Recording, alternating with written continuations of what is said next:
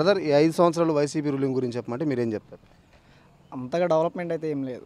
జనాలకు డబ్బులు ఇచ్చి సోమర్థనం చేయడం తప్ప చేసింది అయితే ఏమీ లేదు. అది ఏమైనా అంటే పథకాలు ఇచ్చాను అన్నాం తప్ప ఏ ఇండస్ట్రీ ఏరియాని తెచ్చింది లేదు. ఒక 20,000 10,000 ఇవ్వాల్సిన వాళ్ళకు కూడా 5,000 ఇచ్చి వాలంటీర్ నేనని చెప్పేసి వాళ్ళని మళ్ళీ రాజీనామా చేయించి పార్టీ కింద వాడుకుంటే రాజీనామా చేయించారు. అంతమించి ఏం లేదు. అది సో అంటే మీరు యూత్ కదా, ఉద్యోగ అవకాశాల పట్ల అంటే జాబ్ క్యాలెండర్ రిలీజ్ చేస్తామన్నారు, ఎట్లా అనిపిస్తుంది? మీకు తెలియదు ఏముంది, చేశారుగా, ప్రతి సంవత్సరం చేస్తూనే ఉన్నారు. ఏమైనా అంటే కనుక వైన్ షాపులో పెడతాను, మటన్ షాపులు ఇస్తాను, ఆ మున్సిపాలిటీ వ్యాన్లు తోలండి, ఇవే జాబులు, అంతకుమించి జాబ్ ఏమి.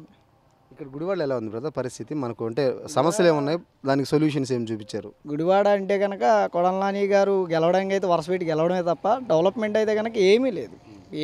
నేను పైన ఉన్నప్పుడు పార్టీ మారింది, కింద సీఎం ఆయన పైన ఈయన అని చెప్పేసి ఏదో చెప్పుకుంటూ వచ్చేవారు. ఇప్పుడు 2 సార్లు మంత్రిగా పైన ఆయన ఉన్నాడు, జగన్మోహన్ రెడ్డి గారు ఉన్నారు, ఇక్కడ ఈయన ఉన్నాడు, ఏం చేశారు? ఏమీ లేదు.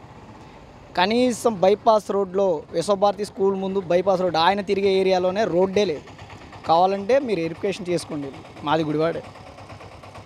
మరి రాము గారి పరిస్థితి ఏంటి బ్రదర్? ఆయన అందుబాటులో ఉంటారు, ఈసారి ఏమైనా మారచ్చా ఛాన్స్? ఇక్కడ మ్యాక్సిమం మారింది 80%. రాము గారు ఆయన మంచి వ్యక్తి, చాలా సేవా కార్యక్రమాలు చేస్తామని తెలిసింది మాకు కూడా. ఆయన ఎదుటి వ్యక్తిని ఖండించట్లా కానీ చేయాల్సింది చేసుకుంటూ వెళ్ళిపోతున్నారు. ఆయన పని ఏం చేసుకుంటారు? నోరు పారేసుకోవడం ఇలాంటివి కాకుండా ఎంతవరకు సాయం చేయగలదో అంతవరకు చేసుకుంటూ వెళ్తున్నారు. Please like and subscribe Eagle Andhra.